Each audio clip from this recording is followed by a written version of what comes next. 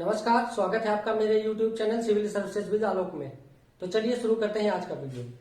देखिए, last video में हमने अंतरजात बल पूरा फिनिश कर लिया है, अंतरजात बल पूरा पढ़ लिया है।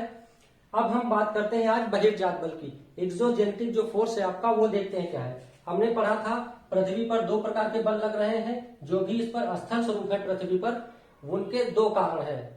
वो है एक अंतरजात बल जो पृथ्वी के अंदर की परतों पे लगते हैं, और एक बहिर्जात बल है जो बाहर लगता है सतह के बल। यहाँ पे हम लोग हैं, तो अब जो बाहर बल लगेगा सतह पे, उसे हम बोलते हैं बहिर्जात बल। तो चलिए देखते हैं पृथ्वी की सतह पर उत्पन्न होने वाले बल, बहिर्जात बल या एक्सोजेनेटिक फोर्स। अब इनका कारण क्या है, बाहरी सतह पर बल क्यों लगते हैं, अंदर की सतह पर क्यों लगते हैं, वो हम डिटेल में पढ़ चुके हैं।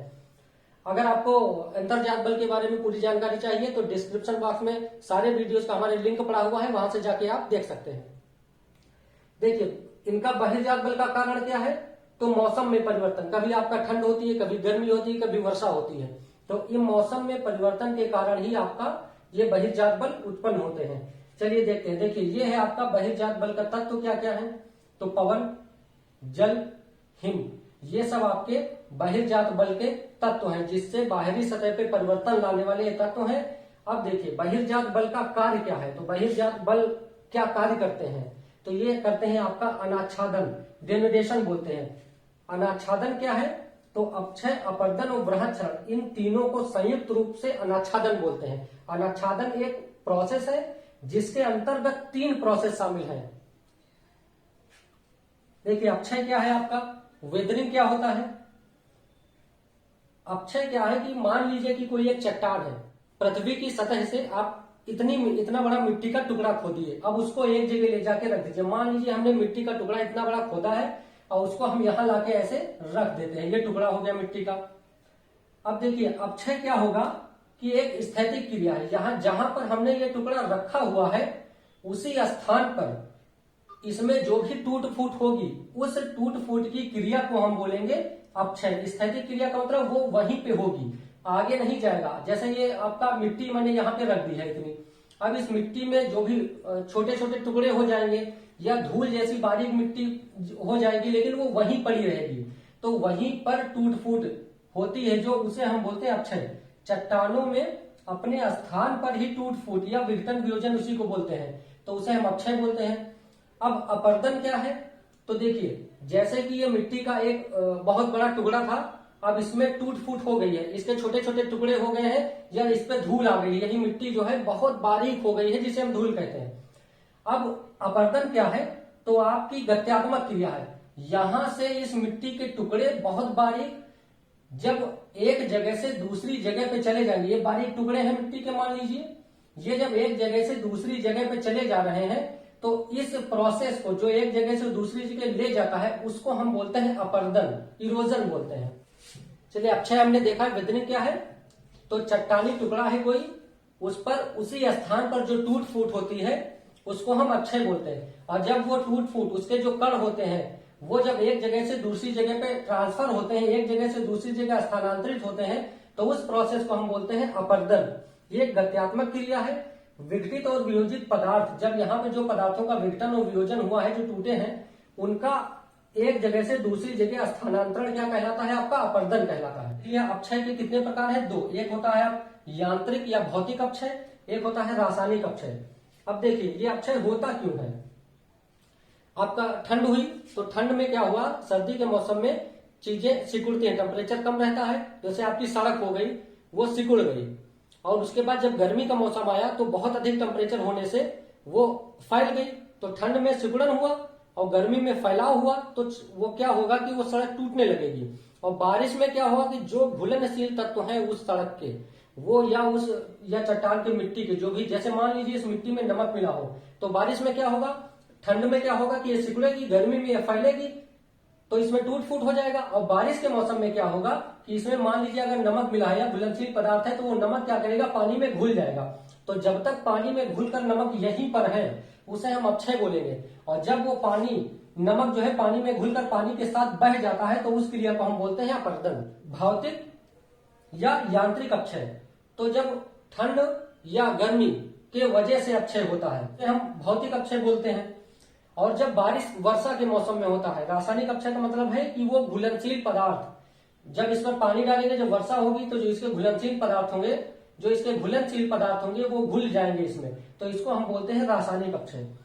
ये आपका क्या है, ठंडी और गर्मी के वजह से होता है, और जो रासायनिक अपक्षय है वो आपके वर्षा के वजह से होता है, घुलनशील पदार्थ घुल जाते हैं उसमें। अपर्दन क्या है, तो देखिए आपकी पवन है, यहाँ पे मिट्टी के कण थे या बारीक पिसी हुई मिट्टी थी, पवन आई, वायु के साथ वो उड़कर दूसरी जगह चले गए, तो ये हो गया अपर्दन के कारक। जल में घुल कर चले गए दूसरी जगह, ये अपर्दन के कारक है, पवन, जल, हिम।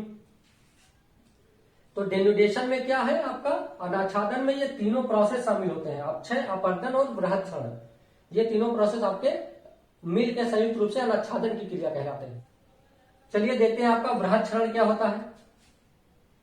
चलिए हमने अपक्षय, अपर्दन और बृहत्क्षरण देखा था, तो देखिए अपक्षय हमने देख लिया था क्या होता है कि कोई आपका चट्टानी टुकड़ा है या मिट्टी का टुकड़ा है, उसमें जब उसी स्थान पर टूट फूट हो जाए तो जो उसके कण बचते हैं, टूट फूट होने को बोलते हैं अपक्षय, और जो उसके कण बचते हैं, बारीक कण, उसे हम बोलते हैं अवसाद। चलिए देखिए अपक्षय क्या है, दो प्रकार से अपक्षय की क्रिया होती है, एक होती है भौतिक या यांत्रिक अपक्षय, एक है आपका रासायनिक अपक्षय।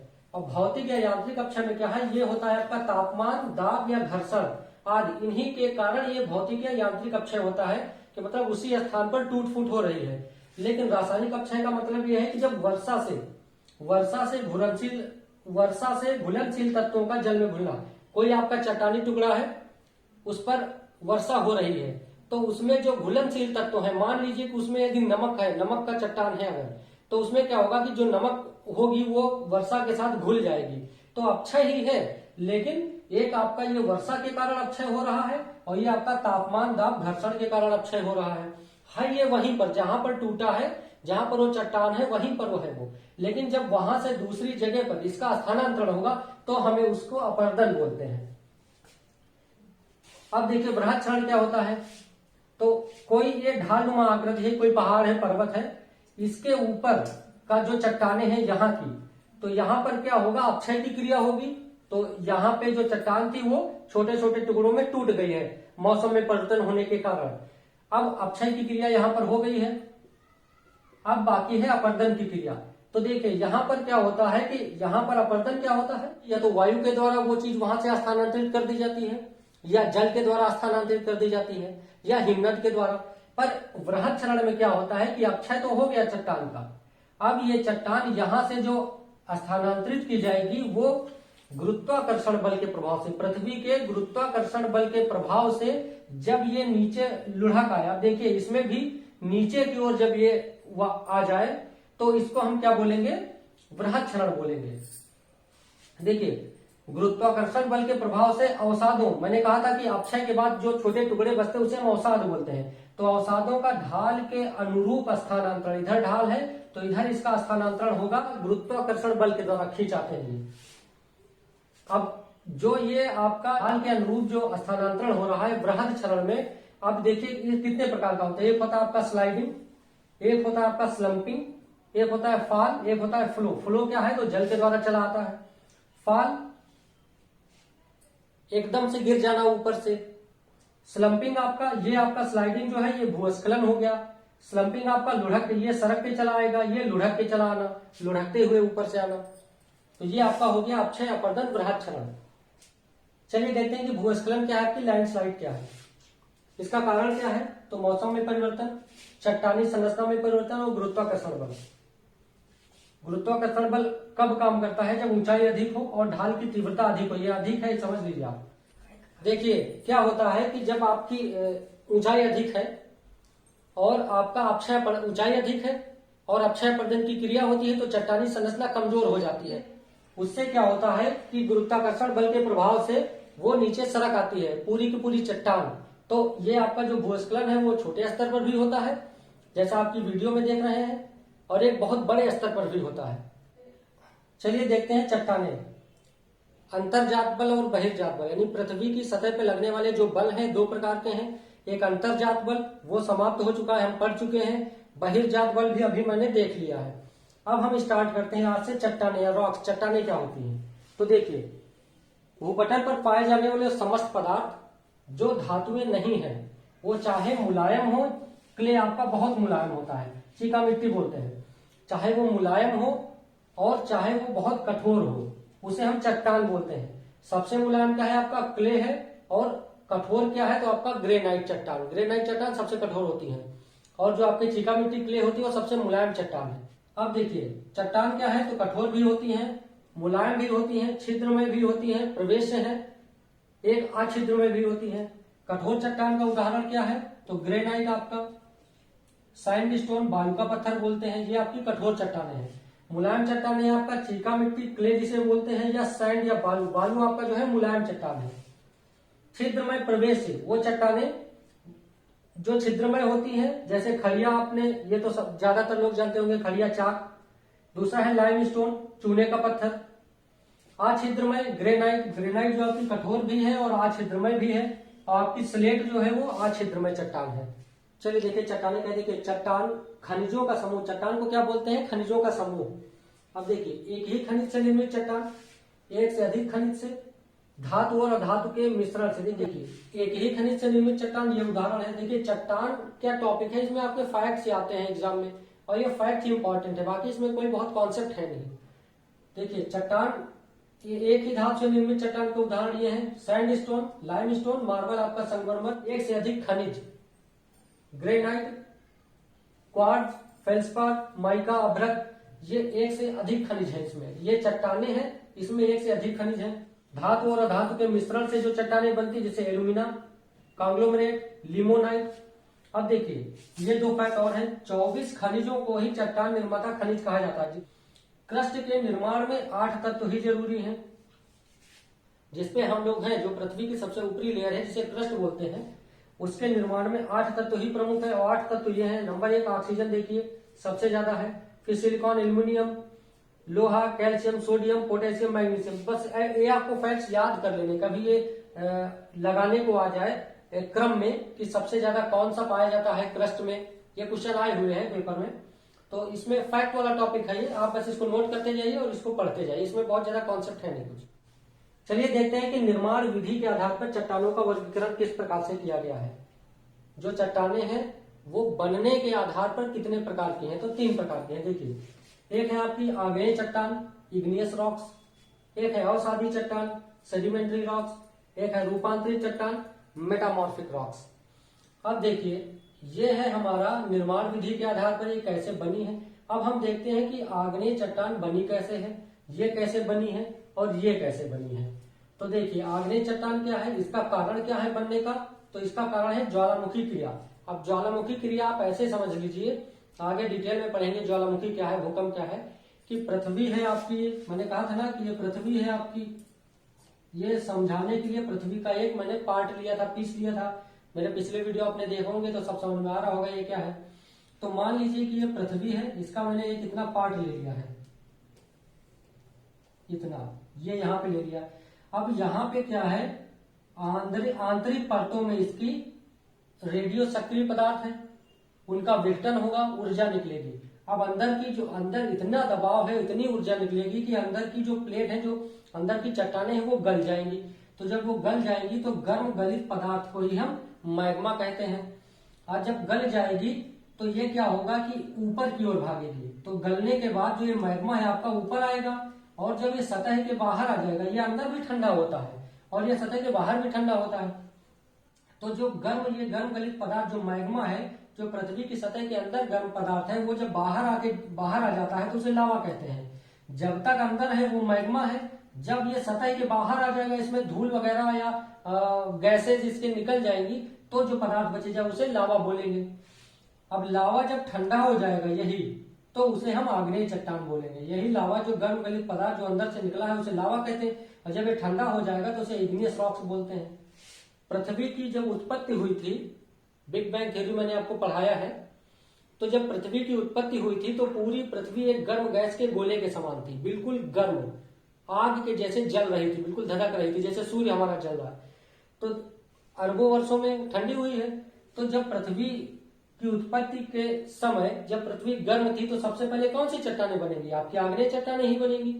आग्नेय आग से समझ सकते हैं आप। तो आग्नेय चट्टानों को हम तब की चट्टानें हैं जब पृथ्वी बनी है, तो इसीलिए इसे हम प्राथमिक चट्टान या प्राथमिक शैल बोलते हैं। अब ये क्या है, जो आग से चट्टान बनी है तो जाहिर सी बात है उसमें कोई जीवाश्म नहीं होगा। दूसरा, अप्रवेश है वो। तीसरा, कठोर बहुत अधिक है वो। अब देखिए, ये आपकी आग्नेय चट्टान हो गई कि ये बनी कैसे, हमने देख लिया कि ये ज्वालामुखी क्रिया से बनी है, ये आप हटा दीजिए। दूसरा है आपका अवसादी चट्टान। अवसादी चट्टान कैसे बनी है, तो अनाच्छादन की क्रिया से। तो अनाच्छादन किसका हुआ होगा, आग्नेय चट्टान का। तो जब आग्नेय चट्टान का आपका अपक्षय हुआ, अपक्षय के बाद अपर्दन हुआ, तो क्या बना, आग्नेय चट्टान। और इन्हीं पर जब अत्यधिक ताप और दाब पड़ा, तब क्या बना, रूपांतरित चट्टान। अनाच्छादन हम अभी पढ़ चुके हैं। अनाच्छादन क्या है, 3 प्रोसेस है, अपक्षय, अपर्दन, बृहच्छरण, और इन्हीं तीनों प्रोसेस को संयुक्त रूप से अनाच्छादन कहते हैं। अनाच्छादन के कारण ही अवसादी चट्टान बनती है। अब देखिए, मान लीजिए कि ये बहुत बड़ी चट्टान है आपकी, किसी भी तरह की। अब इसमें अक्षय अपर्दन से क्या होगा, ये टूट जाएगी, छोटे छोटे खंडों में टूट जाएगी, यहीं पड़ी है। फिर ये पानी के साथ बह के चली गई, अब यहां पर आ गई। फिर अगला जब वर्षा ऋतु आई, तब तक इसमें ठंड आई, गर्मी आई, तो क्या हुआ, फिर कुछ चट्टानें टूट गई इसकी। और फिर जब बारिश आई तो बारिश के साथ बह कर फिर चली गई, फिर इसी के ऊपर जम गई। तो ये प्रोसेस ऐसे चलता रहता है, और इस प्रोसेस से जो चट्टानें बनती है उसे अवसादी चट्टानें कहते हैं। रूपांतरित चट्टान क्या है आपकी, तो जब ये दोनों आग्नेय और अवसादी, इन दोनों चट्टानों में जब अत्यधिक ताप या दाब पड़ता है, तब वो रूपांतरित हो जाती है, उसे बोलते हैं रूपांतरित चट्टान या मेटामॉर्फिक चट्टान। यहाँ पर हमने सिर्फ निर्माण विधि के आधार पर देखा है। अब हम आगे डिटेल में कि आग्नेय चट्टान क्या है, अवसादी और रूपांतरित चट्टान, आगे हम डिटेल में नेक्स्ट वीडियो में देखेंगे। आज के वीडियो में इतना ही। अभी तक अगर आपने हमारा चैनल सब्सक्राइब नहीं किया है तो उसको सब्सक्राइब कर दें, जो रेड वाला बटन दिख रहा है उसको प्रेस कर दें, और बेल आइकन जो घंटी का बटन दिख रहा है उसको भी जरूर दबा दें, जिससे हमारी आने वाली वीडियो की नोटिफिकेशन आप तक पहुंच सके। चलिए मिलते हैं नेक्स्ट वीडियो में।